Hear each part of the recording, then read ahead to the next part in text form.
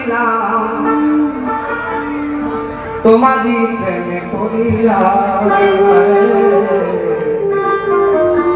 ইন্দুবালা গো ইন্দুবালা গো। আসলে অনুষ্ঠান বললে ভুল হয়, এই জায়গাগুলো হচ্ছে তীর্থক্ষেত্র তৈরি হয়ে যায় যখন এখানে অনেক মানুষের সমাগম হয়। ওই যে বলে না, মানুষের চরণ ধুলায় তীর্থ শুদ্ধ হয়, এরকম। তো এখানে এত বড় বড় মানুষ, তার মধ্যে অনেক দেব দেবতারাও আসছেন, গুরুজিরা আসছেন, তো এটা একটা তীর্থক্ষেত্রের মতো।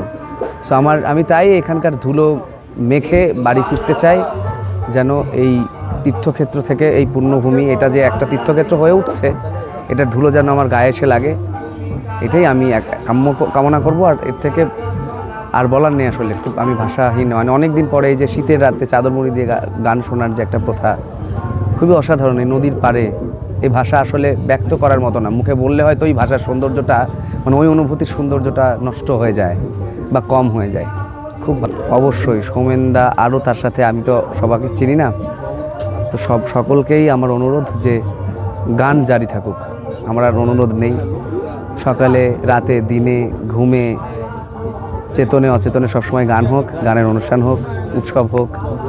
আমাদের বাংলা লোকসংস্কৃতি, আমাদের ঘরের সংস্কৃতি সব কিছু বেঁচে থাক।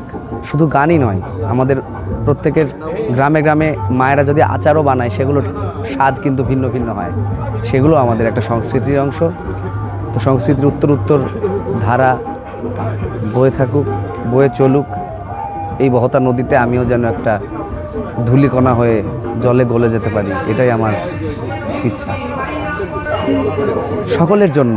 শুধুমাত্র মুর্শিদাবাদ বা শুধুমাত্র বোলপুর বা শুধুমাত্র দুর্গাপুর নয়, আমরা সকল মানুষরা যেন মানুষ, এবং সবাই মিলে যেন আমরা সবাই একসাথে ভালো থাকি, সবাই হাতে হাত ধরে বেঁচে থাকি, এটাই। আর জিয়াগঞ্জ, আমার কাকার বাড়ি আছে এখানে দৌলতাবাদে, সেই সূত্রে আমার এখানে আসা হয়েছে অনেকবার। পিসিদের বাড়ি আছে বহরমপুরে।